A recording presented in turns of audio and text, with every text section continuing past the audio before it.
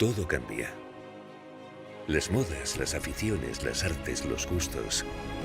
Cambia nuestra forma de entender el mundo, de vivir en él. La naturaleza cambia, pero la esencia, la raíz y el valor que le damos a las cosas permanecen. Y lo auténtico prevalece. Aquí, en Castilla y León, los paisajes cambian durante todo el año, pero la belleza prevalece. Desde que nuestros antepasados colocaran las primeras piedras, la arquitectura ha cambiado. Pero la monumentalidad perdura. La forma de alimentarnos y la forma de cultivar ha cambiado, pero el sabor de la tierra permanece.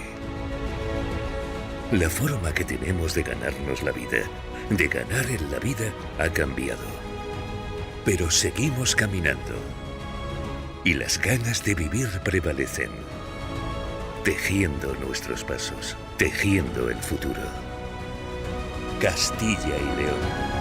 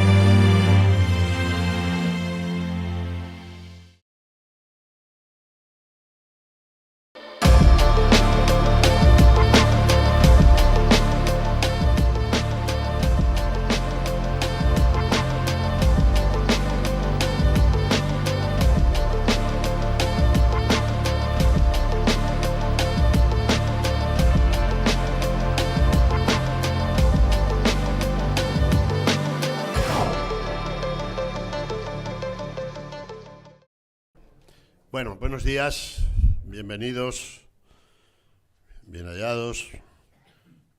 Una docena de años nos contemplan, que ya es decir, lo que estemos, digamos, en la Ribera. Y en el mes de julio, donde siempre pasa algo. Una vez son elecciones, otra vez es Trump, ahora es Vox, en fin, han sido una docena de años, que es la 12ª edición, muy abigarrada, y sobre todo teniendo al director general de la Ciudad de la Educación aquí presente, todavía es más. Bien, como ustedes saben, iniciamos en el 2012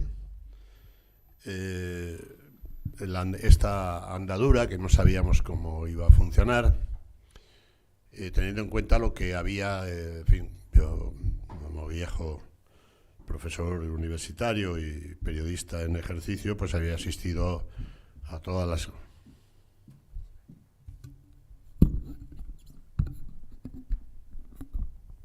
Bueno, a todos los cursos que había habido en España desde que Menéndez Pelayo puso en Santander, donde a veces la matrícula eran de 3 a 5 o de 5 a 2 de alumnos. Bien, lo verdad es que lo iniciamos en una España, en una nación distinta, con distintos gobiernos, en fin, y con distintas circunstancias, no solo coyunturales, sino también estructurales bien diferentes, con marcos sociales, económicos y políticos definidos y tal y cual. Y esta mañana, cuando me he levantado muy pronto, porque quería ir en busca del frescor de la mañana, y no he podido porque en esta casa, a partir de de que el señor Agüera lo decida, pues todo se cierra y esto parece Alcatraz. Venía recordando que en el sitio donde inauguró estos cursos hace 12 años fue la vicepresidenta del gobierno, Soraya Sáez de Santamaría, y se hicieron los telediarios aquí.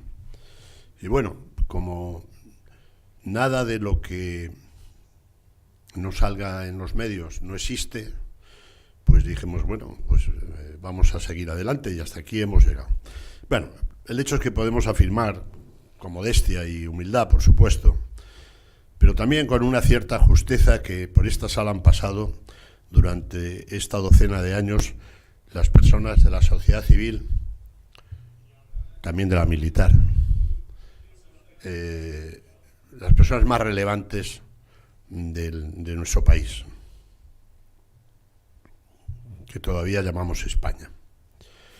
Y lo hemos hecho con nuestros propios valores, sobre todo con el lema Labor Oncia Vici, el trabajo todo lo puede, dentro de un orden. Y también sobre el otro que les sonará, que nadie es más que nadie en esta tierra, ¿no? Resumiendo, que andamos con nuestro propio paso. Tampoco hemos tenido demasiada ayuda. El resto, digamos, no nos incumbe a nosotros juzgarlo. Yo he sido el director que ha tirado de agenda, pero el empeño no hubiera sido posible sin la institución gabrielista, sin el hermano Ángel y con el director general de la Ciudad de la Educación, un chico que empieza ahora, que ustedes conocerán, que se apellida García Agüera. Bueno, llegado a este punto, no se me olvidará nunca como donde está sentada la señora de blusa, es rubia y con blusa, nunca se me olvidará. Hace, creo que 5 años, estaba en esta tribuna hablando la ministra García Tejerina. Hizo un suspiro que a mí me pareció que se estaba durmiendo y ya estaba muerto. Y es algo que me persigue. Así que si ustedes me permiten, y en honor a esta docena de años, vamos a guardar un minuto de silencio por él.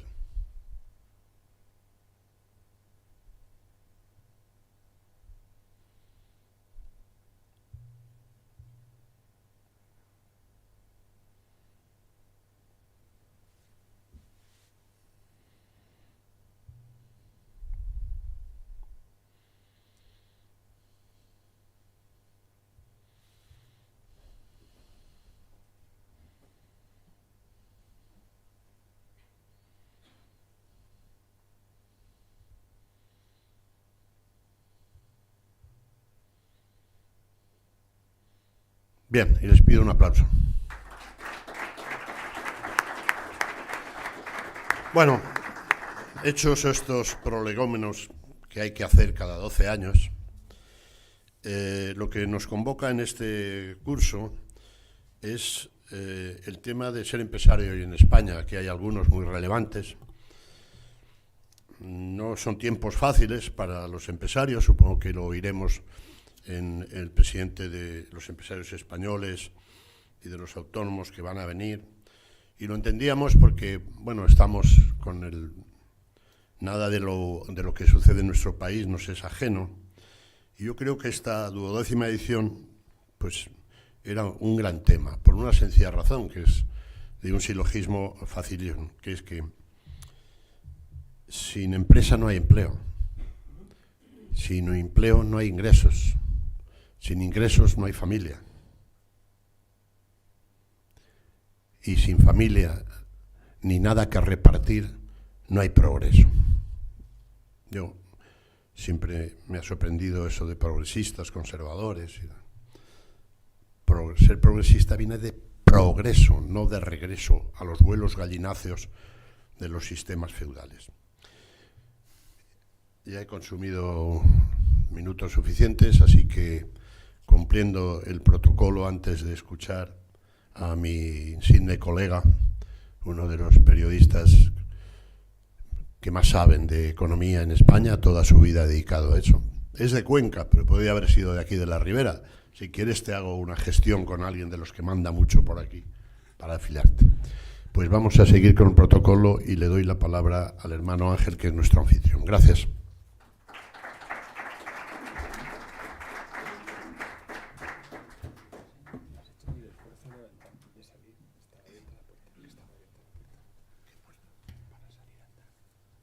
Pues, don Graciano, don José Enrique, don Amador, don Rodrigo Miranda también. El consejero no le digas que está jurando el cargo, Sí, te lo digo por eso sí.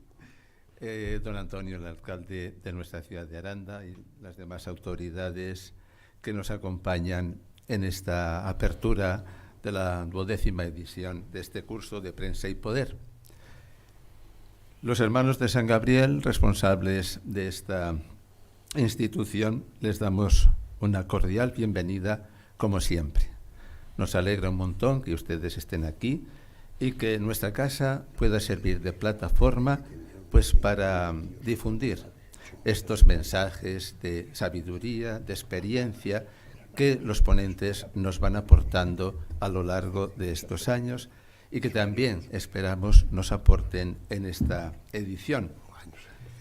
Nos gustaría que se sintieran como en su casa en estos días, porque con toda la ilusión y esmero la ponemos a su disposición para que puedan disfrutar de ella y de las ponencias que se van a llevar a cabo. Me gustaría también, puesto que somos una institución con una sensibilidad social particular, felicitar a la dirección del curso por haber elegido este tema. Porque, mirad, cuando a mí me mandaron a un país de misión, me encomendaron la tarea de construir unos talleres para niños y jóvenes sordos. Vale, las ideas están aquí, el proyecto también, pero ¿y dónde está el dinero? Recurrimos a Manos Unidas y Manos Unidas nos dio una ayuda. Pero, ¿sabéis quién me sacó del atolladero? Los empresarios de esa ciudad y de ese país, que se mojaron en el proyecto y que construyeron los talleres. Compramos las maquinarias adecuadas, incluso con empresarios españoles que distribuían sus productos en América Latina. Si no hubiera sido por ellos, ese proyecto no existiría. Y esos niños jóvenes, adolescentes, sordos, no hubieran tenido esa formación. Con lo cual quiero decir, ¿no?, de la importancia que para nosotros tiene este tema. Porque un político, un gobernante, yo creo que tiene la responsabilidad de distribuir la riqueza, la que se haya creado, para que haya justicia social. Pero ¿quién crea esa riqueza? ¿Quién genera esos recursos?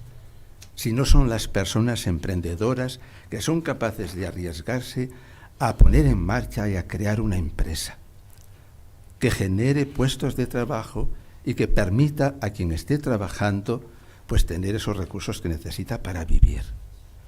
Nuestra institución desde aquí es el servicio que presta. Formamos a jóvenes y adultos para el trabajo, para que sean profesionales cualificados y respondan a las expectativas y necesidades que las empresas tienen. Pero también entendemos que las empresas están pasando por dificultades que nos van, me imagino yo, a ir desgranando en estas ponencias. Y también tienen sus necesidades que no sé si son del todo atendidas. Así que felicito a los organizadores de esta edición del curso de Prensa y Poder por este tema, que además en este momento en España a mí me parece que tiene una trascendencia especial. Sean todos ustedes también, queridos seguidores del curso a través de los canales de la UDIMA, de San Gabriel y de Televisión Aranda, que nos están siguiendo, aunque no estén aquí presentes en la sala, que disfruten desde sus casas, desde sus lugares de trabajo también, de las maravillas de este curso, que esperamos que sea tan exitoso como todos los anteriores, que sea también un orgullo para los organizadores y para nuestra ciudad de Aranda, que los acoge. Un feliz día y una feliz sesión de este curso preauxiliar.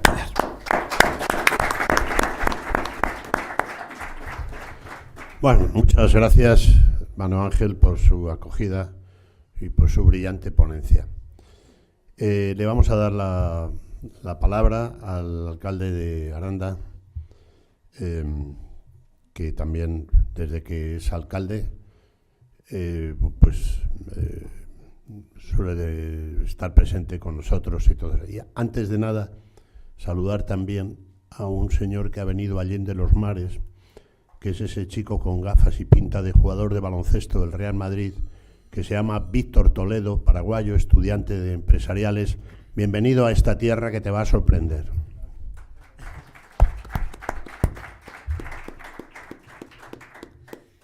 Muchas gracias, Graciano. Muchas gracias también a don Enrique García y al hermano Ángel por permitirme estar aquí, por esta invitación para inaugurar pues ya la 12 edición de Prensa y Poder. La temática de este curso es de vital importancia para el desarrollo y progreso de nuestro país, tal y como ha indicado Graciano. Las empresas son la base de nuestra sociedad y la tarea retadora de ser empresario hoy es especialmente difícil en nuestro entorno social, económico y geográfico. Es obvio que las empresas, con independencia de su tamaño, promueven el crecimiento económico, crean puestos de trabajo y, por lo tanto, forman parte esencial de nuestro modelo de sociedad y, por lo tanto, de nuestra forma y de nuestra calidad de vida.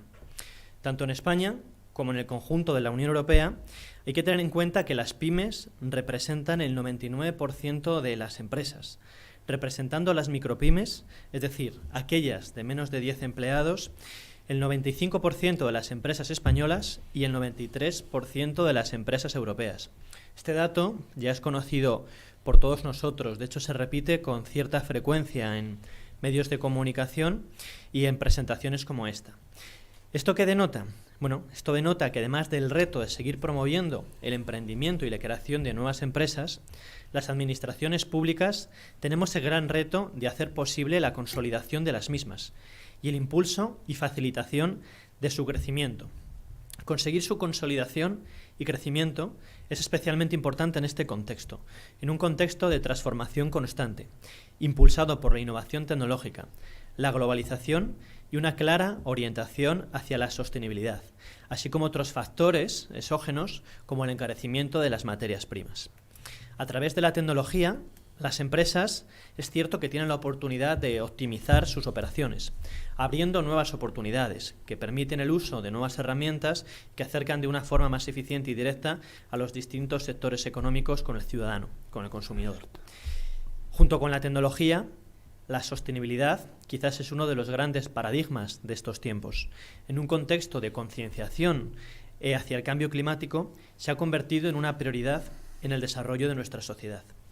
Y en el cumplimiento de este objetivo, del objetivo de la sostenibilidad, cumplen desde el pequeño autónomo hasta la gran empresa. Y además cumplen, puesto que no solamente es un desafío, sino que es una gran oportunidad.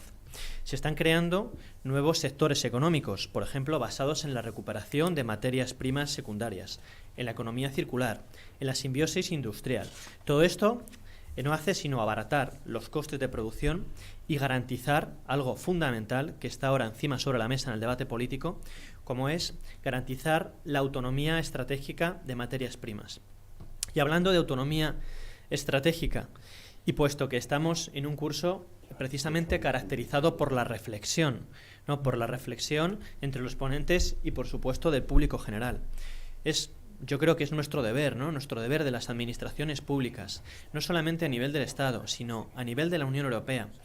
Generar un gran debate que aglutine a todas las sensibilidades políticas y a los agentes económicos y sociales acerca de las políticas de los últimos años, de las últimas décadas, que se han basado en la externalización de la producción alimentaria y de la producción industrial fuera de nuestras fronteras, ya no solamente fronteras españolas, sino fronteras europeas.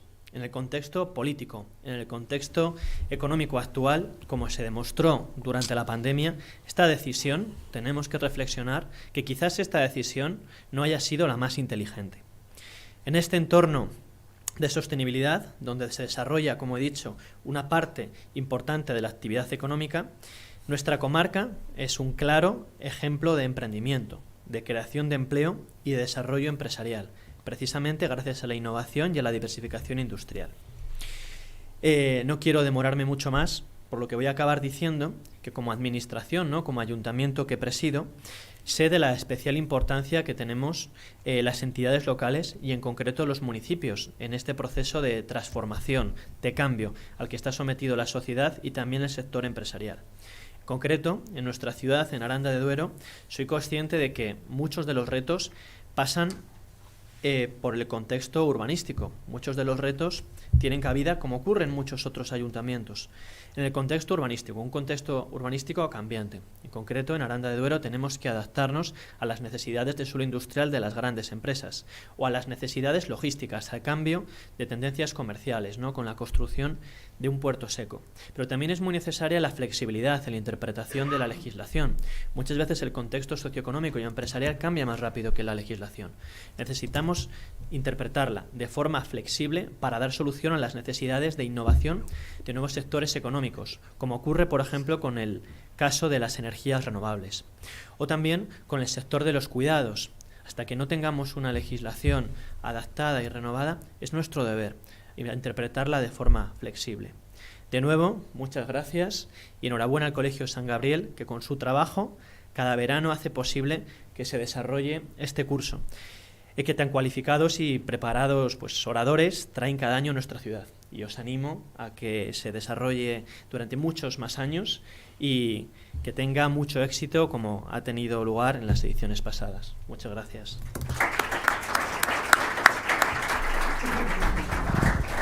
Muchas gracias, alcalde, por darnos la bienvenida a Aranda. Ahora vamos a hacer, sin solución de continuidad, al primer ponente, que es Amador Ayora, que es el director, 18 años, del principal periódico económico de España, con más de 12 millones de usuarios, y fue fundador también de Expansión, La Razón y El Economista. Y he querido que fuera el primero, digamos, una persona que no es empresario, stricto sensu. Supongo que tendrá algunas acciones en su periódico, cosa que no te lo recomiendo porque yo hice lo mismo y me arruiné. Por lo tanto, una visión general de una persona muy informada, alto nivel económico, y de eso se trata. Así que gracias por haber venido. Sé que no son días fáciles en Madrid y te lo agradezco mucho como un viejo y entrañable colega que eres. Y ya que veo que está entrando el otro colega, pues acércate por aquí, no te preocupes, que no te cobramos, Andrés. Y tienes la palabra, Amador. Puedes hacerlo ahí o aquí, como quieras.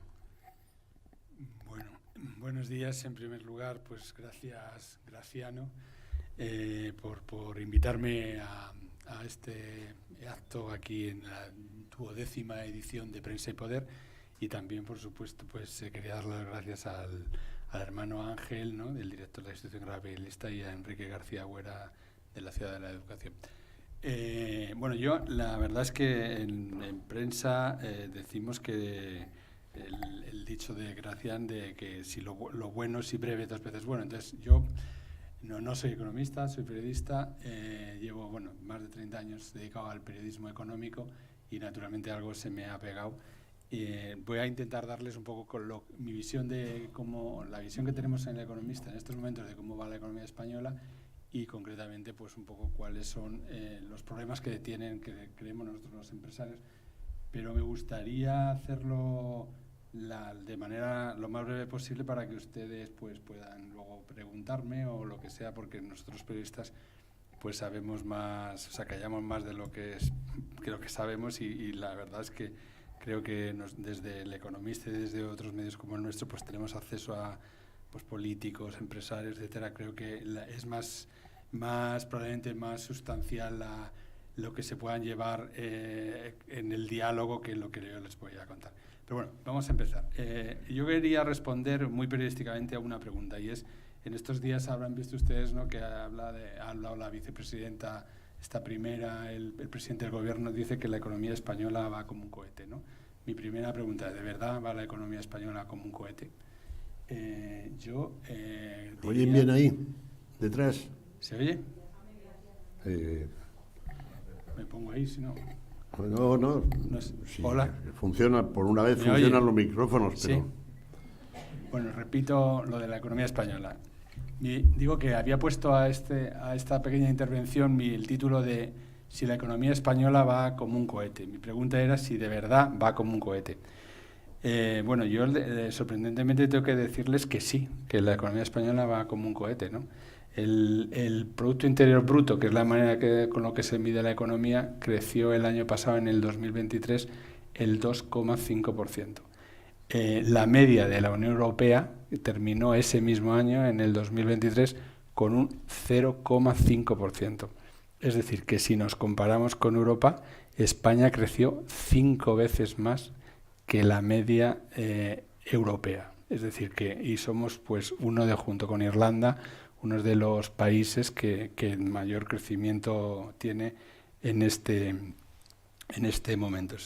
Pero bueno, la siguiente pregunta es, pues, ¿cómo puede ser que la economía española vaya tan bien cuando tenemos un gobierno, pues, digamos, muy inestable, permanentemente dependiendo de pactos con todo tipo de partidos, pues de independentistas,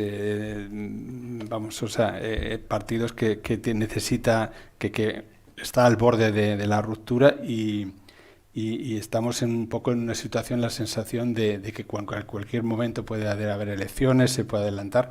Es algo un poco incomprensible. Yo he hecho un poco un análisis, es decir, creo que la economía española tiene una gran virtud y 3 grandes problemas, ¿no? La gran virtud es que somos una economía, desgraciadamente, de servicios. Nosotros somos una economía de servicios. El principal contribuidor a la economía española es el turismo, como ustedes saben, ¿no? Yo viniendo ayer, que vine a Aranda, pues hasta que no llegué a Aranda no vi ninguna fábrica en la carretera, ¿no? Si eso lo hago en Alemania, bueno, no digo ya en Japón, es que no paras de ver empresas una detrás de otra, y bueno, ya se agradece mucho la visión siempre de Nacional 1 de Aranda, que se ven por lo menos un polígono industrial como Dios manda, ¿no? Es decir, somos una economía sobre todo de servicios. Entonces, ¿qué ha pasado? Desde la pandemia, pues los servicios han sufrido mucho menos que la industria, ¿no? El encarecimiento de las materias primas, de todos los productos energéticos, etcétera. La industria necesita la energía, que es muy cara, ya es cara para los consumidores, pero para las empresas viven de... Una empresa que tenga una factura alta de energía, pues la cuenta de resultados a partir de ahí la tiene ya bastante complicada, ¿no? Entonces, lo que está pasando es que en Europa, que hay las 2 economías que tiran de Europa, son Francia, Alemania, son economías más industrializadas que nosotros, aproximadamente tienen el doble de tasa en relación al PIB de la industria que la española. Bueno, en el caso de Alemania casi nos triplica. Pues están paradas estas empresas por todos los costes, sobre todo en Alemania, que han tenido que sufrir. Entonces España se ha beneficiado de una circunstancia, que es que somos un país de servicios y del turismo, ¿no? Que además, pues como veremos ahora, está sufriendo una explosión, ¿no? Es decir, un gran crecimiento. Y entonces, ¿en qué se basa nuestro crecimiento, este 2,5% que tenemos? Pues se basa en 2 asuntos. Uno es las exportaciones y 2 es el consumo. Se lo voy a explicar. Las exportaciones, pues también hay una contradicción. Si no somos un país industrial, ¿cómo es que van también las exportaciones, ¿no? Pues no. ¿Qué exportamos? Pues bueno, aparte de coches y química, España lo que exporta son nuevamente servicios. Exportamos lo que son consultorías, en su mayoría de servicios, lo que hacen aquí grandes empresas o consultoras como las 4 Big Four, KPMG, etcétera. Cuando una empresa o filiales de multinacionales, cuando hacemos estudios para estas grandes empresas, se factura como una exportación. Es decir, que no somos exportadores, pero nuestra principal rúbrica de exportación son los servicios. Últimamente se ha crecido mucho también en servicios de valor añadido, pero que sepan que no exportamos en su mayoría algo físico que se pueda tocar, sino exportamos sobre todo conocimiento, ¿no?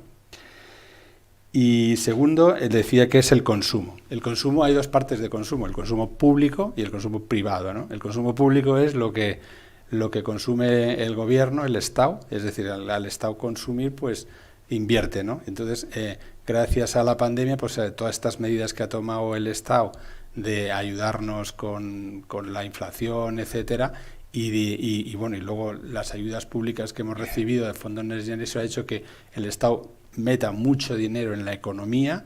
Al meter mucho dinero en la economía, eso ha ayudado al crecimiento de la actividad económica. Y hasta tal punto que en el último trimestre, por ejemplo, de 2023, el 50% de nuestro crecimiento no se debía a las empresas, se debía a al dinero que metió el Estado en la economía, en su gran parte pues procedentes de ayudas de la Unión Europea. Y luego está el consumo privado, ¿no? Es decir, lo que consumimos los ciudadanos, ¿no? Los ciudadanos, los españoles, que somos casi 50 millones ya de ciudadanos, ¿no?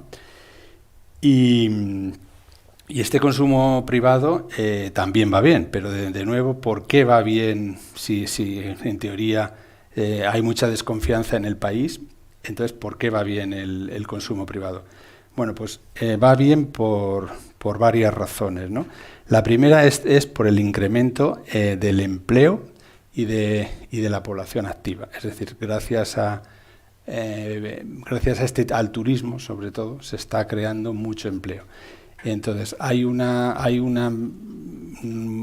motivo, el que es la población activa está creciendo, es decir, si miramos los datos de población activa, estamos creciendo a tasas del 5%. El empleo que se está creando, bueno, ayer el ministro dijo que se iba a crear 1 millón de empleos. Hay aquí otra paradoja, dices, bueno, si estamos creando empleo, ¿por qué el empleo está en el 12 y pico % cuando España tuvo antes del 2008 una tasa de paro del 8%, ¿no?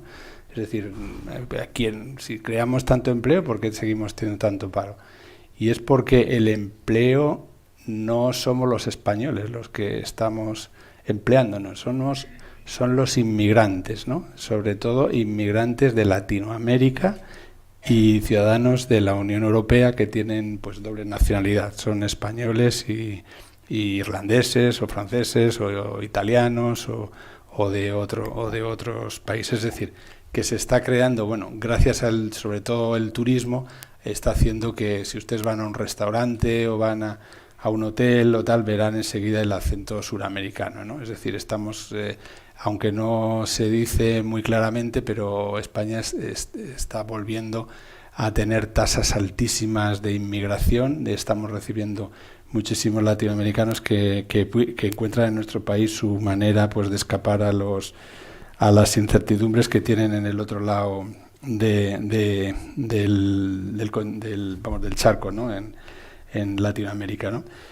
Y ahí luego otro factor que se está produciendo es la recuperación del poder adquisitivo, es decir, que el poder adquisitivo español sigue estando, la renta per cápita, somos el farolillo rojo de la UE. En los últimos años habíamos perdido mucho poder adquisitivo con respecto a la Unión Europea. En el último año, por ejemplo, pues España ha recuperado un 5% del poder adquisitivo, que es prácticamente por encima de la inflación, es decir, que el poder los salarios subieron de media un 5%, la inflación no llegó al 4%, entonces recuperamos 1,5 puntos de poder adquisitivo. Es decir, por primera vez, bueno, estamos subiendo los salarios, está haciendo que los españoles tengamos más dinero para gastar. Eso hace que, bueno, pues nos vayamos de vacaciones, nos compremos un coche, lo que sea, ¿no?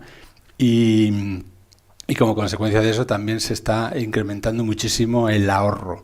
El ahorro hace que en la pandemia subió a tasas del 17%, y ahora está subiendo casi a tasas del 8%, ya que no hay pandemia. En aquel momento todos nos echamos a ahorrar, primero porque no podíamos gastar, y segundo porque pensábamos que era el fin del mundo y que igual necesitábamos pues ese dinero para más adelante para gastarlo.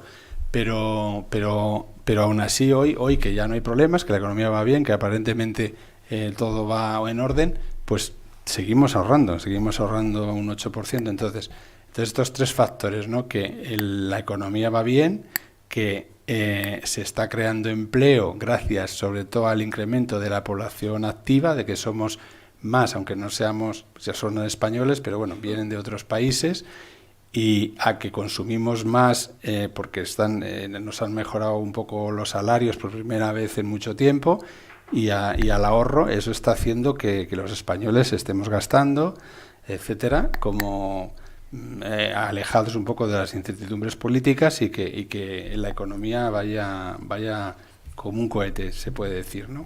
Pero sin embargo, la economía española, esto es en lo positivo, tiene luego tres aspectos que a mí me parece que son muy negativos. Uno es la productividad, ¿no? Es decir, un país no puede mejorar y crecer si no es productivo. Entonces, la productividad de la economía española lleva estancada durante décadas. Eso principalmente es por falta de tecnología. Es decir, nosotros, cuando cualquier trabajo que desarrollemos, y me alegra estar en esta institución que cuando pasa por la carretera ponía que I+D+I, centro, y eso hay muy pocos sitios en España donde nos dediquemos a la I+D+I.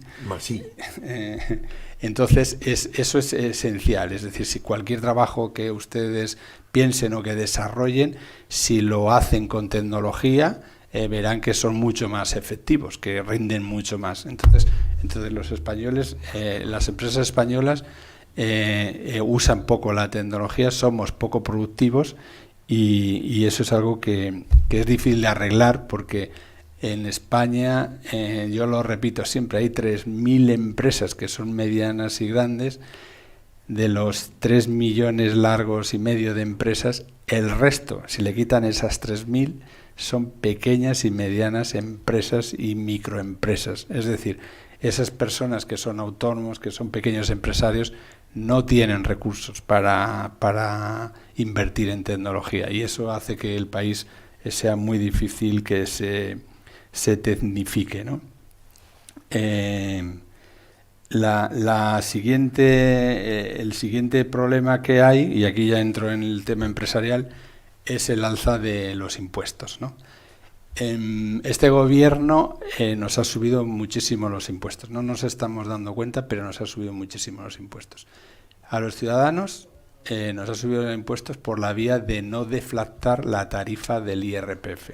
Es decir, que cuanto más sube la inflación, más poder adquisitivo perdemos, porque la deducción que tendrías que aplicar una Hacienda tendría que ser, si la inflación sube el 3, del 3. Pero es que la inflación llegó a subir el 10, entonces ese año perdimos un 10% de poder adquisitivo.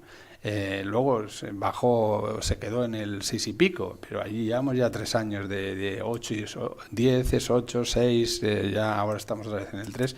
Es que si se suma, hay más de un 30% que no nos han deflactado la tarifa. Por lo tanto, es decir, en vez de ser unos impuestos, digamos que la inflación se dice que es el impuesto a los pobres, ¿no? Y es el impuesto a los pobres por eso, porque en realidad sin subirnos los impuestos pagamos más todo y encima ganamos menos. Es decir, nos estamos perdiendo por todas partes. Los empresarios pues ya han visto, ¿no? Hay impuestos, bueno, las cotizaciones sociales se han subido, eso lo pagan las empresas, y además son los trabajadores bueno, aquí se consideran ya ricos a partir de 60.000 euros. Hacienda te considera que ya eres un rico. Es decir, 60.000 euros, yo creo que si le quitan los impuestos no da para que nadie sea rico, pero que viva bien sí, pero que sea rico no. Pues a partir de 60.000 euros las cotizaciones sociales de aquí a 2030 van a subir un 60%. Eso lo vamos a pagar los trabajadores, pero también las empresas, sobre todo la gran parte de esa parte de las cotizaciones, las empresas. Si eres autónomo, pues no te han subido tampoco nada. Pues los autónomos, no sé si son ustedes, antes pagaban por una estimación objetiva. Decían los metros cuadrados que tenían y ahora pagan por módulos. Es decir, que también va a haber una subida, se está produciendo un incremento fuerte de la tributación que van a tener los autónomos. Y luego están los impuestos especiales que el Gobierno ha creado a energéticas, bancos, etcétera, que prometió quitarlos a final de este año y que parece ser, por lo que nos han dicho desde el Gobierno, que hemos publicado todos los periódicos, pues no los van a quitar. Es decir, el resultado es que la presión fiscal española, que estaba por debajo de la media europea, en estos momentos ya estamos entre la media docena de países con mayor presión fiscal, ¿no? Y eso que España tiene un 20% de economía sumergida que no cuenta, que España, que en otros países no la tienen, ¿no? Entonces eso pues genera una desconfianza y el tercer factor, les decía, que el tercer problema, hemos dicho productividad, alta fiscalidad, y el tercer problema es la baja inversión. Es decir, como consecuencia probablemente de todas las subidas que los empresarios han tenido de las materias primas, de la inflación, de los costes laborales que están subiendo, bueno, ahora con la reducción de jornada que se está negociando, pues habrá.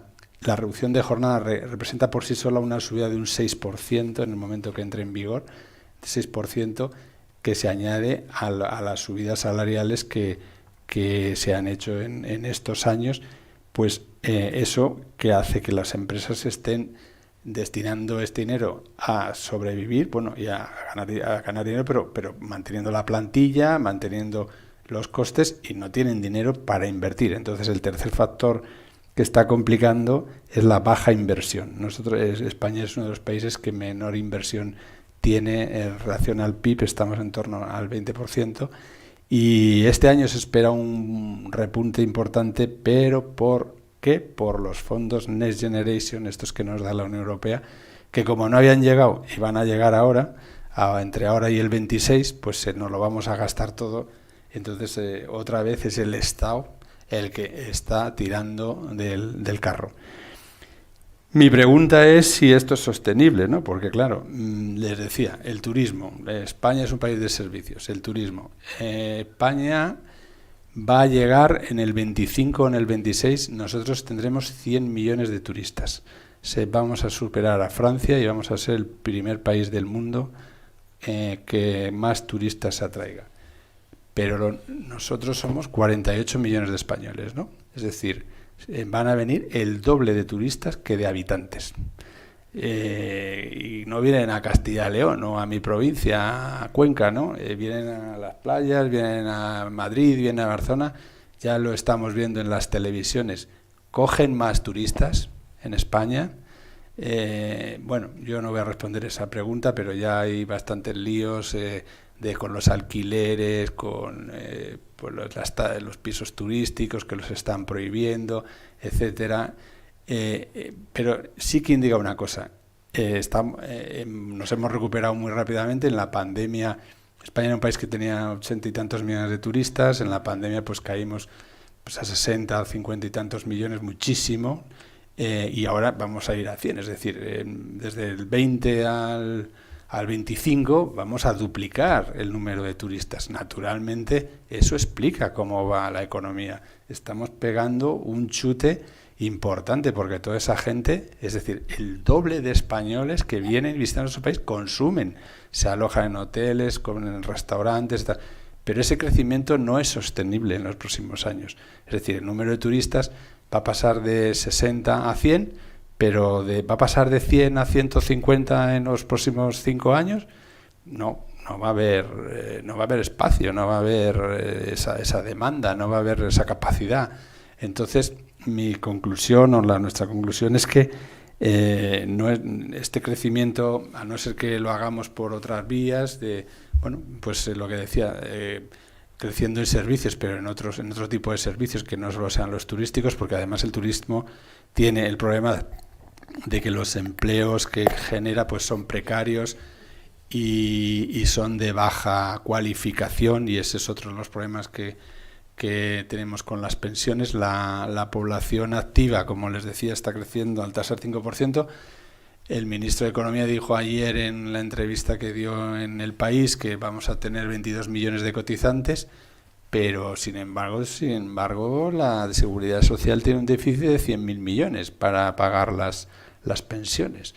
¿Y esto cómo es? Pues es porque las nuevas cotizaciones son muy bajas y no dan para pagar las pensiones. Entonces, si además ese crecimiento en los próximos años se va a cortar, no vamos a poder crecer ya a ese ritmo, o nos inventamos otra cosa, o en algún momento esto va a petar.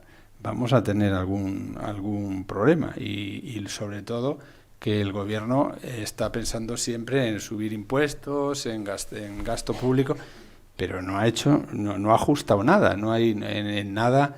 Algo nosotros hoy publicamos en El Economista que en el Ministerio de Empleo se gastó año pasado 6.000 millones que no han servido para nada, porque el SEPE no crea empleos, y se jubilan, vayan y hagan cola y ya verán que está colapsado. Es decir, también podían, en alguna parte sobrará dinero para dedicarlo a otro. No, eso no se hace, no hay ningún ajuste, no se racionaliza lo público. En fin, mi conclusión es que no estamos aprovechando para hacer los deberes, y que cuando vengan mal dadas, pues vamos a sufrir. Muchas gracias, director. Muchas gracias.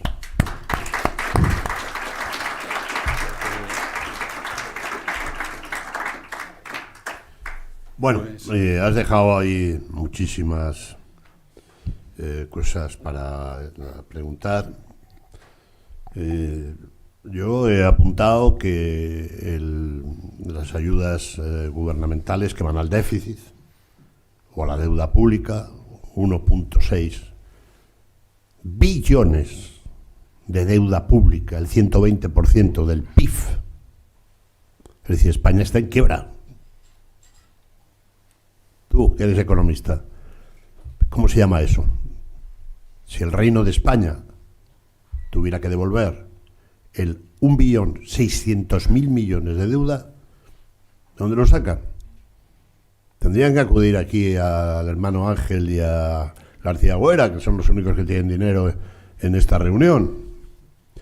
Es decir, primero que está dopada, y luego los Next Generation. ¿Te he entendido bien? No has dicho tú lo de que está en quiebra, pero te lo digo yo. No estamos en quiebra. Yo creo que no. O sea, España podría devolver el 1.600.000 millones. A España no le van a pedir que los devuelvan, igual que no se lo van a pedir a Estados Unidos ni se lo van a pedir a nadie. Entonces, aquí hay una trampa, y es que la inflación favorece la reducción de la deuda, porque lo importante no es la cuantía, sino es el porcentaje con respecto vamos, me voy a explicar. No te explique, yo te voy a hacer la pregunta más concreta. Según los datos oficiales, cada día que pasa, el Reino de España como entidad tiene un agujero de 280 millones de euros entre lo que ingresa y lo que gasta. ¿Cierto o no? No lo he calculado exactamente, pero será... 280 millones está... Sí, pero lo podemos pagar. Lo podemos pagar. De momento lo podemos pagar. Bien. De momento y no estamos en quiebra. Y no estamos en quiebra. Y no, a ver, hay que tener los datos bien, porque el hecho es que la prima de riesgo española está bastante tranquila, no hay tensión en los mercados, y cuando ha habido problemas estos días con Francia, la prima española ha subido, apenas se ha inmutado, porque España es probablemente, igual hasta nos mejoran el rating. Es decir, porque ¿qué está ocurriendo? Lo voy a explicar brevemente. La deuda se mide en relación al PIB. Es decir, si el PIB crece al 2,5, pues entonces la deuda, aunque siga creciendo, pero como crece en relación al PIB, la deuda, el porcentaje de deuda es más bajo. Es decir, si ustedes ganan 30.000 euros y mañana ganan 50.000, pues claro, ustedes viven como marajás, pero pueden seguir viviendo como marajás. Ahora, la otra cuestión es hasta cuándo, porque al pasar a ganar 50.000, la inflación favorece el crecimiento del Producto Interior Bruto. Entonces eso nos está permitiendo, y la deuda, de hecho, como decía Graciano, ha pasado pues del 117% del PIB que estuvimos al 108%. O sea, hoy estamos 10 puntos más abajo que estábamos en aquel momento. Entonces, a mí me gusta ser justo y ser objetivo. Entonces, la economía española, lo he dicho al principio, va bien. Otra cosa es si te preguntas qué puede pasar en unos años, pero porque no estamos aprovechando para los desequilibrios, pues mejorarlos. Pero en la economía española va bien, no tiene problemas de solvencia y no tiene problemas de pagos ni de ningún tipo, sinceramente. Pues nos dejas tranquilísimos porque esta noche apenas hemos podido pegar ojo. A ver, Jorge, tú que eres empresario, a ver si va como un cañón o va como un submarino. Venga. Buenas. Sí que va, ¿no? Bueno, buenos días. Graciano y Enrique, pues gracias por una edición más. Eso ya lo has dicho, al grano. Ah, vale, venga, de acuerdo. Con el buenos días, vale. Nada, yo lo que veo es que me oigo con muchísimo eco, no sé. Sí. Vale. Que lo que digo es que la economía, como dice Amador, pues a simple vista no va mal, pero lógicamente hay cosas por ahí que son para echarse a temblar. Y al final, en mi caso como empresario, lo que veo es que tenemos un problema, sobre todo de cambio de mentalidad en la sociedad, en donde por lo menos en mi caso y en las empresas en las que participo, hay un problema de que la gente no quiere trabajar, hay otros problemas con el tema de la inmigración, que no es tan fácil solucionar para que vengan a hacer el trabajo que no queremos hacer los españoles, y al final, por lo menos en los sectores que yo me muevo, el principal cuello de botella es este. Pues llevas razón, o sea, la verdad que las nuevas generaciones no quieren trabajar, y cuando les hablas de hacer algo extraordinario, que todos yo llevo 18 años de director de economista y se me imaginarán que no fue porque cumplí el horario. Siempre, yo soy de vocación, me gustaba hacer lo que, no digo que no haya que cumplirlo, pero a mí me gustaba hacer lo que hago y siempre he procurado hacer más de lo que me han pedido, porque es de vocación, pero eso se lo digo a mis hijos y me ponen una cara. Pero bueno, yo siempre me ciño a los números. Entonces, cuando comparas el número de puestos de trabajo, o sea, la demanda de empleo sin cubrir, no satisfecha, ¿no? La de España con el resto de Europa, estamos muy por debajo de Alemania, muy por debajo de Francia. Es decir, que aunque tenemos muchas demandas de puestos que no se sabe cómo cubrir y que los inmigrantes son de baja cualificación, que esos son otros los problemas que hay que solucionar, y que tengamos inmigrantes que sean más cualificados, todavía estamos en tasas muy pequeñas. Aquí son 100.000 o por ahí, los que en Alemania, que es una economía el doble, pues están en 500.000, 600.000, es decir, es una economía que es el doble que la española, más o menos, ¿no? Bueno, un poco más de dos veces y media, casi 3. Entonces ese es un problema general en toda Europa. Y lo que diría es bienvenido al club, es decir, que es algo que ya es propio de las nuevas generaciones, de los nuevos tiempos, y que vayas donde vayas en los países desarrollados, y si vas a Estados Unidos o vas a Canadá y miras esos datos, son todavía peores que los españoles. Yo el principal problema que veo es que además personas que no se han preocupado por formarse, porque hay una parte del empleo que yo genero. Pero llevas 12 años utilizando el micrófono y todavía no has aprendido. ¿Qué tío? No, lo que decía es que quienes no se han preocupado de formarse vienen con unas exigencias a pedir puestos de trabajo que es impresionante. Y eso, si pongo el ejemplo de mi empresa, a día de hoy, semana laboral de 4 días, 38 horas a la semana. sueldo mínimo que se puede cobrar, 1.700 euros brutos, etcétera, etcétera, y joder, no hay manera humana de que se cubran todos los puestos necesarios. Luego te doy yo varios nombres que están por ahí. Sí, soy consciente. A ver, yo creo que la salida va a ser la formación profesional, que yo creo que el nombre en España habría que cambiarlo. Yo os lo he dicho a varios ministros, ¿por qué no le cambiáis el nombre y le ponemos otro nombre que sea más atractivo, ¿no?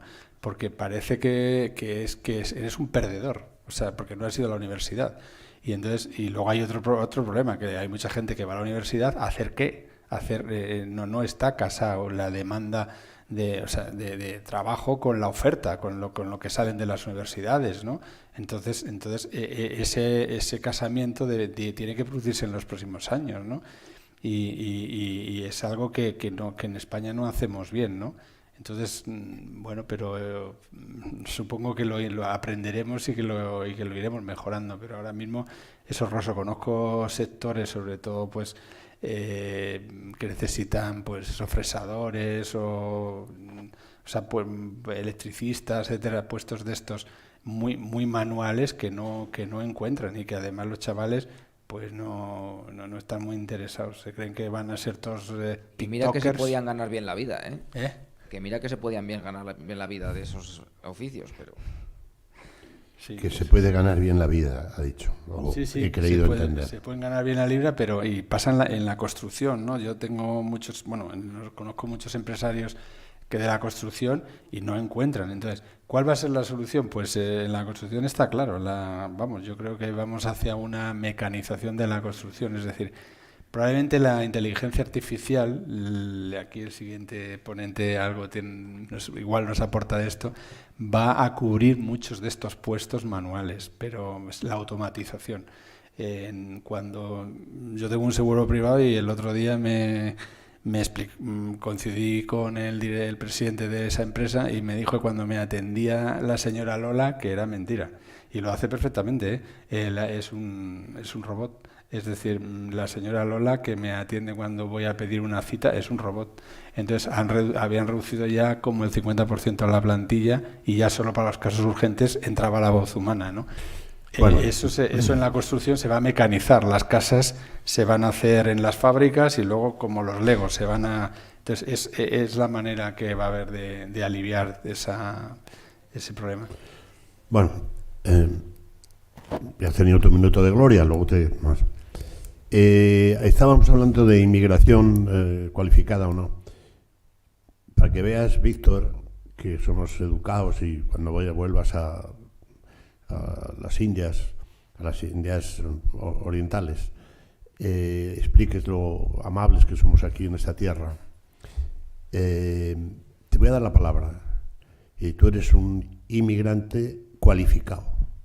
Y hagas una pregunta o una reflexión sobre lo que estás oyendo. Vale. Muy buenas tardes a todos. Yo nací en España. Me crié en Paraguay. Pero bueno, soy inmigrante. Vamos a poner el caso. Una manera de solucionar el problema de la inmigración sería regular más las leyes para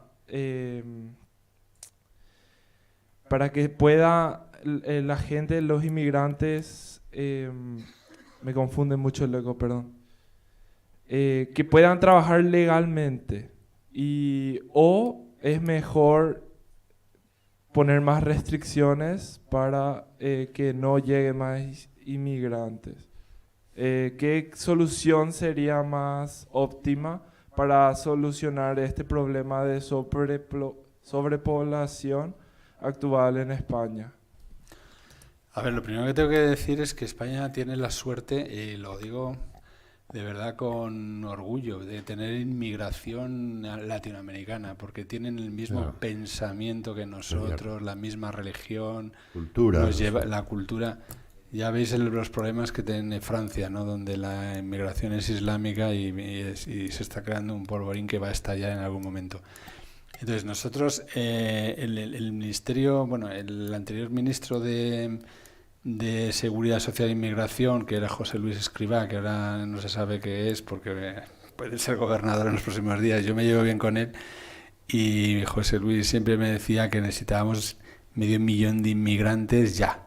O sea, para esto que dice este empresario, ¿no?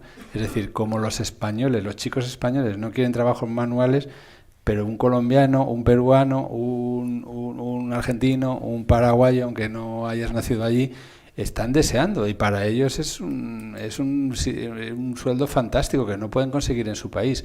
Entonces ahora mismo España necesita la inmigración y afortunadamente pues no es necesario hacer esos cupos porque la mayoría de estos países, como sabes, tienen un acuerdo o sea, que entran aquí sin visados y luego pues se regularizan con mayor facilidad que si eres marroquí o eres de argelino, ¿no? Que también me parece bien, y por las raíces y los lazos comunes que tenemos con Latinoamérica.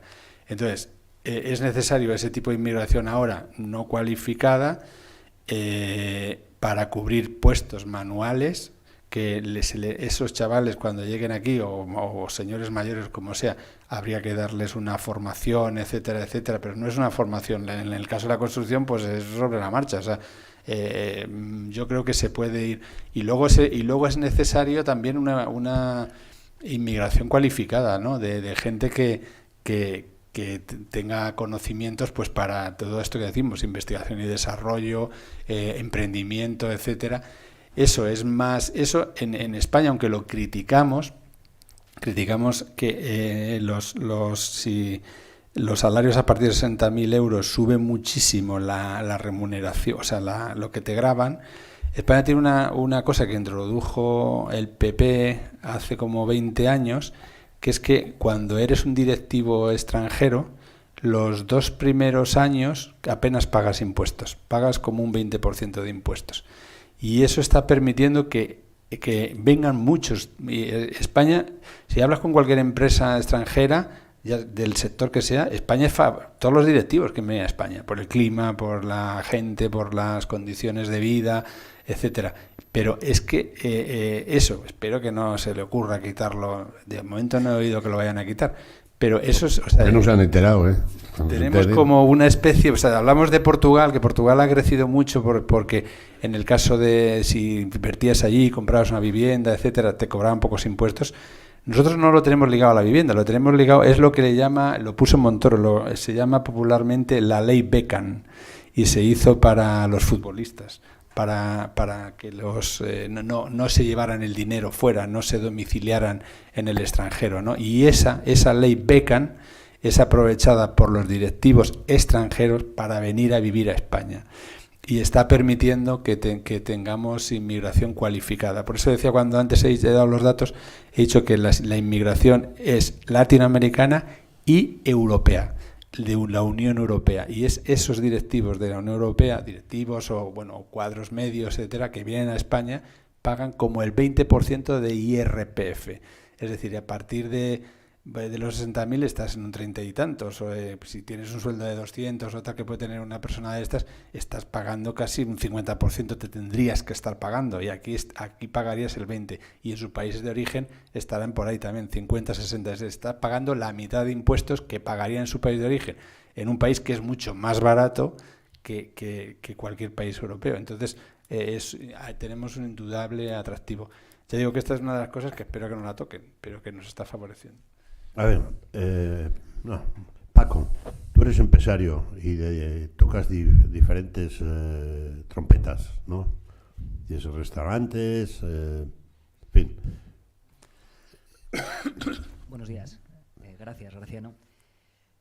La pandemia me hizo diversificar, pensar que teníamos que tener varias fuentes de ingresos para poder cubrir los gastos, ¿no? Creo que no hay nadie en esta sala ni en España que considere que pagamos pocos impuestos, ¿no?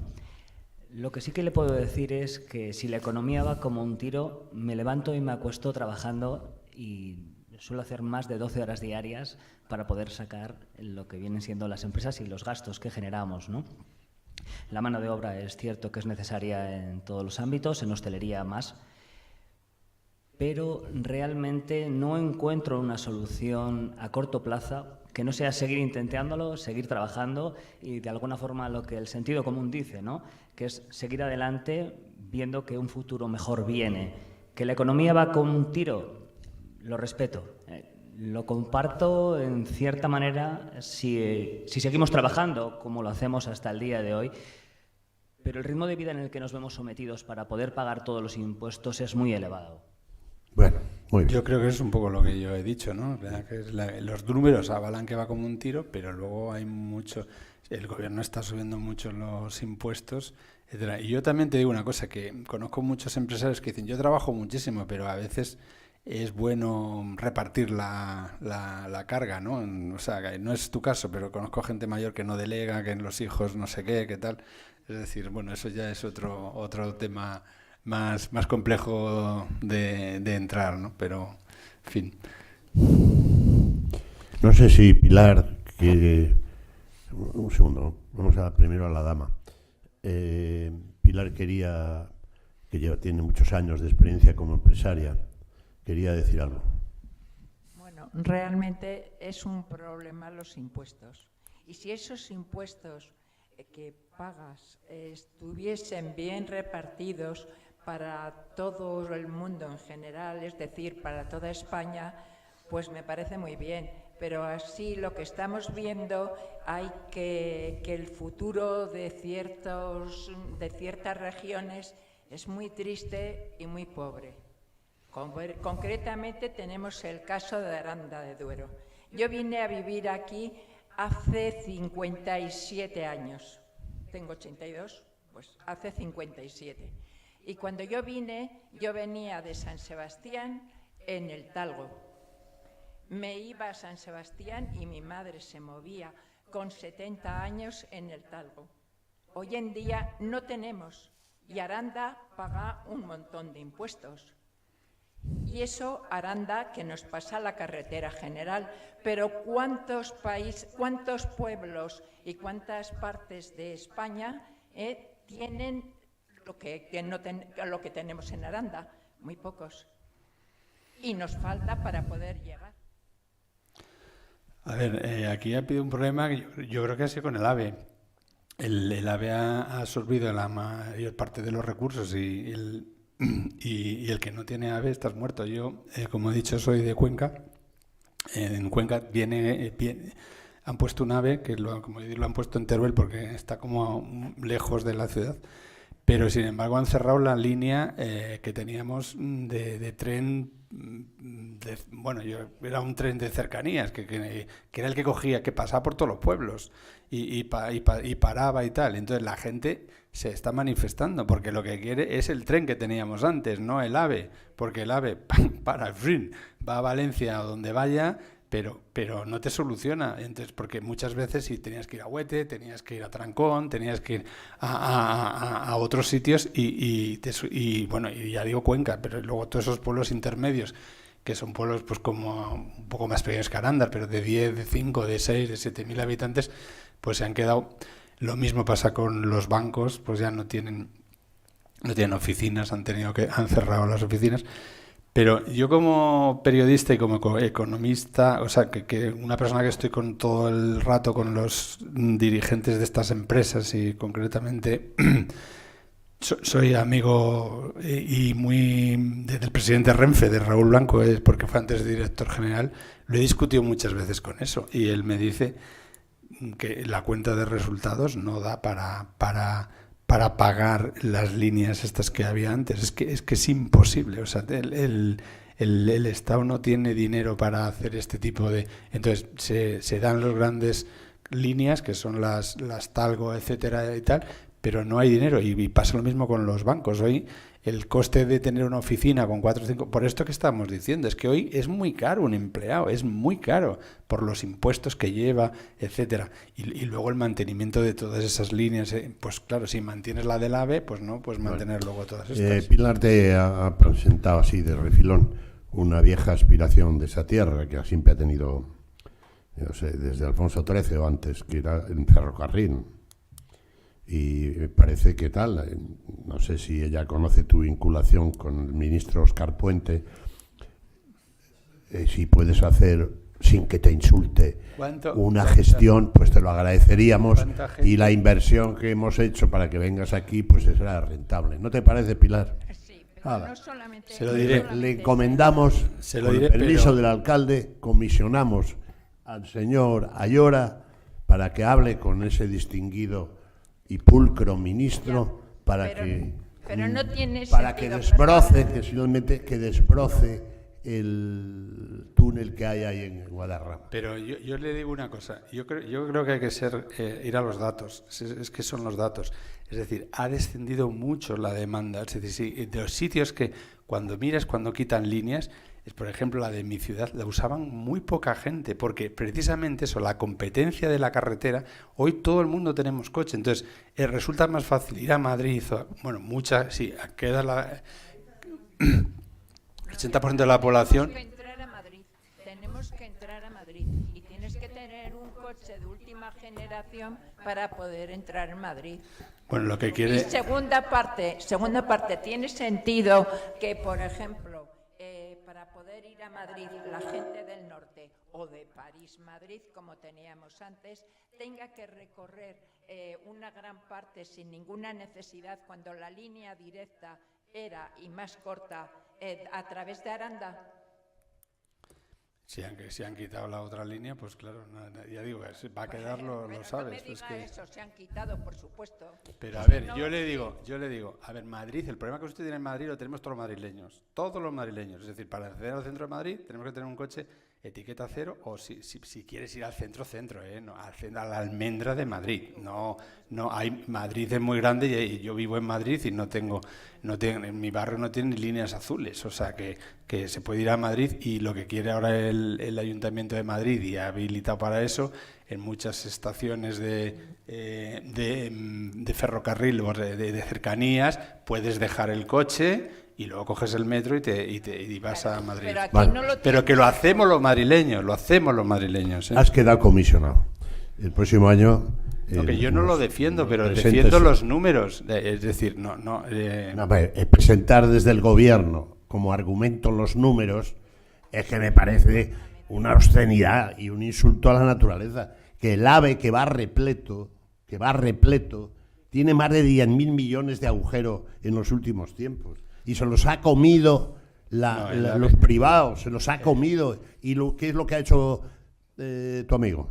El AVE... Tu amigo lo que ha hecho es denunciar a las empresas privadas que dan un servicio mejor y más barato. Esa es la realidad. Luego, oye, He hablado del presidente de Renfe, no he hablado del ministro de Fomento, pero el AVE, el mantenimiento, el servicio de AVE ahora mismo de Renfe no pierde dinero, bueno, pues nada, no pierde dinero Renfe. Por todas esas, Correos precisamente, tampoco. todas las líneas, yo digo los datos, Graciano, es decir, todas las líneas que hay que mantener, que todavía se mantienen de ciudades más pequeñas, etcétera, todas esas están en pérdidas, desafortunadamente. Esos son los datos. Entonces, por eso no van a abrir más y van a seguir cerrando. Esos son los datos, lo bueno, que te dicen ellos. vale. Última pregunta, antes de dar paso a nuestro genio de la inteligencia artificial. A ver, señorita, ¿dónde va con el micrófono? Buscando un preguntante. Lo tienes aquí, en la segunda fila. Vamos, Freddy, que este también viene de Cuenca.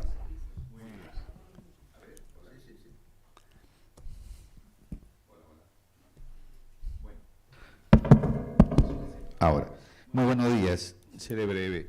Más que nada, de reflexión y una sugerencia. Yo creo que el aspecto de la inmigración es muy grande y es como una bomba de tiempo, creo yo, que se está generando si no se la gestiona. Más que la controlar, yo diría, no se la gestiona como debe ser y se sigue dando como es hoy en día. Y me viene a la cabeza, a raíz de que hablábamos ayer con Enrique, si ya desde el gobierno se gestiona de esa manera esta situación, ¿por qué no nace una iniciativa, por ejemplo, desde Aranda del Duero, y generar una inmigración de Iberoamérica en función de las necesidades que tiene esta región? Y yo creo que eso podría ser, la verdad, muy, muy provechoso. Yo me muevo en el sector educación y allí se da un tipo de inmigración que vienen a estudiar. Pero bueno, puede ser estudio, puede ser para trabajar, pero gestionándolo como debe de ser. Y yo creo que aquí hablar de Aranda del Duero, cuya marca es el vino, estoy seguro que si se organiza bien un tipo de inmigración, hasta puede ser ejemplo. Es una encomienda al alcalde y al director general. La siguiente pregunta. Acabo con esto, que el señor alcalde, el día, bueno, para septiembre, octubre, tendremos una visita de 35 alcaldes de República Dominicana. A lo mejor después podemos hablar para que tengan una visita de un día aquí a su ciudad. Y bueno, pues ahí usted poder generar todas las relaciones que puedan ser. Simplemente eso, mi estimado Graciano. Gracias, muy amable. Bueno, señores, Amador, perdón. Por favor. Bueno, lo primero agradecerle la invitación. Ahora tendremos tiempo de charlar, como hemos indicado. Yo no tenía pensado intervenir, pero es que no puedo estar más en desacuerdo con la última intervención de Amador con respecto al ferrocarril. Entonces, en representación de mi ciudad, y dado que me debo a sus intereses, me veo en la obligación de intervenir haciendo la siguiente reflexión. Y es que usted hablaba de que hay líneas que no son rentables y se está apostando por la alta velocidad. Y en eso estoy de acuerdo. No son rentables precisamente porque se está apostando por la alta velocidad. Estamos comprobando como en el resto de la Unión Europea se está trabajando todavía más en crear una red mallada de ferrocarril. Incluso tenemos estados europeos que podemos poner como referencia, como Bulgaria o Rumanía, que no contaban con esa red mallada y que están apostando por crearla. En España, en el siglo XIX, teníamos una red mallada de ferrocarril, teníamos de los mejores ferrocarriles que había por aquel entonces en el mundo y ahora tenemos de los peores. El tren de alta velocidad únicamente sirve a fines de los que usted hablaba anteriormente, como por ejemplo el turismo. No está sirviendo para vertebrar el territorio desde el punto de vista de la población y algo que me preocupa mucho más, tampoco desde el plano industrial. También usted ha hablado en su conferencia de que España, la economía va como un cohete, ha explicado las razones, pero también sus miedos con respecto al futuro. Y esos miedos también los tengo yo en primera persona y como representante de nuestra ciudad. ¿Qué va a pasar cuando el resto de estados europeos incrementen su competitividad mediante la creación y actualización, modernización de nuevas líneas de ferrocarril, adaptándolas a las mercancías y aquí tengamos una red cada vez más dispersa que tiene que hacer un mayor número de kilómetros y por lo tanto no seamos competitivos? Y desde el punto de vista de las importaciones o las exportaciones no hay ninguna diferencia con los grandes puertos de los Países Bajos, Francia, Italia, a nuestros puertos del norte de España o del sur en el Mediterráneo. La única diferencia será la logística. Eso sin hablar de todos los problemas sociales de los que usted también ha hablado, ¿no? Se refería a su tierra, Cuenca, y al cierre, bueno, pues del ferrocarril que no da servicio a los pueblos ni a las ciudades intermedias como la nuestra. El ferrocarril no solucionaría ningún problema en Aranda de Duero.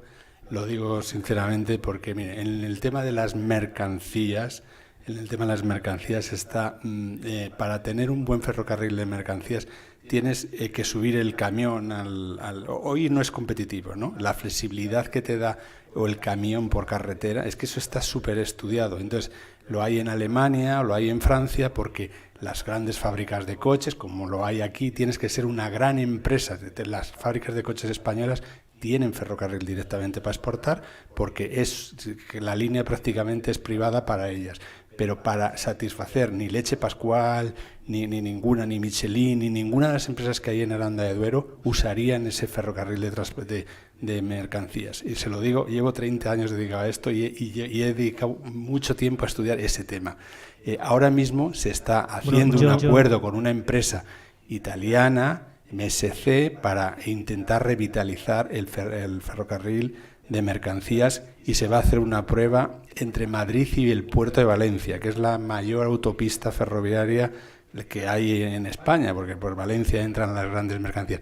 Y hay muchas dudas de que eso vaya a resultar eficiente. Es decir, que es muy complicado. ¿Sabe cuánto va por ferrocarril en mercancías? Va el 2%. El 2%. El 98% se hace por carretera, porque es mucho más flexible. Y luego tenemos un gran problema, y es Francia. Cuando llegan a Francia, los ferrocarriles entran en modo camino rural. Es decir, el otro día estaba hablando con el presidente de Aragón. No, de Canfranc no pasas. El secretario de Estado de Transportes es de Irún, en la frontera con Francia. No hay manera. Fíjate si no tienen interés los vascos para hacer todo el desarrollo que fuera la exportación que viniera del Mediterráneo, subiera por Zaragoza, saliera por Irún. Además nos convendría, porque si un día tenemos un problema en Cataluña, ¿por dónde vamos a sacar hacia Europa las mercancías? Pues es que después de Irún hay un camino de cabras. Los trenes van a 30 por hora. Entonces, ¿para qué haces un ferrocarril fantástico y cuando llegas a Francia, qué haces? Si pasas por la frontera catalana, tienes el mismo problema. Y luego, pues mire, yo no he vivido en Aranda. Bueno, tengo que decir que soy de Cuenca, pero he vivido muchos años en Bilbao y en Burgos, que es donde tengo familia, y yo era un gran usuario del transporte también de autobús, es decir, que hay que había cada 20 minutos, no eché nunca de menos. He trabajado varios años en Bilbao y hay un transporte, no voy a decir la empresa, pero que había autobuses express y no sé qué, que paraban en Aranda, que paraban ahí en Tudanca, que paraban. Creo, hombre, naturalmente todo el mundo querríamos tener ferrocarril y querríamos tener muchas cosas, pero es que no les va, o sea, no se hagan ilusiones. Yo les voy a decir lo que dan los números.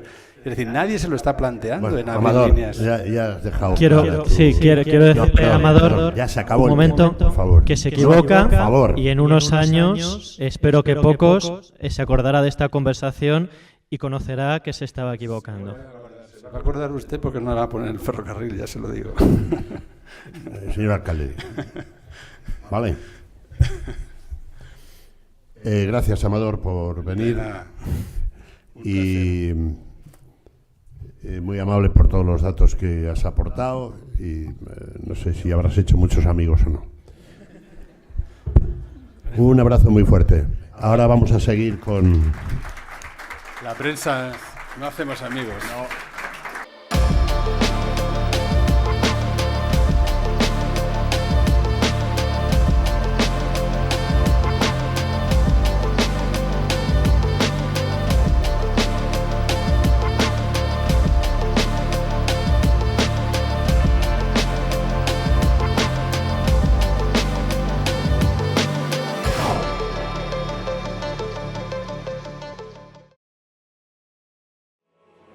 Todo cambia.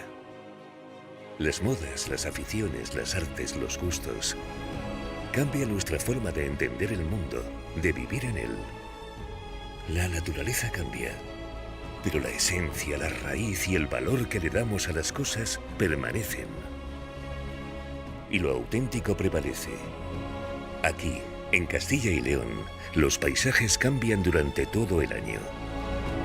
Pero la belleza prevalece.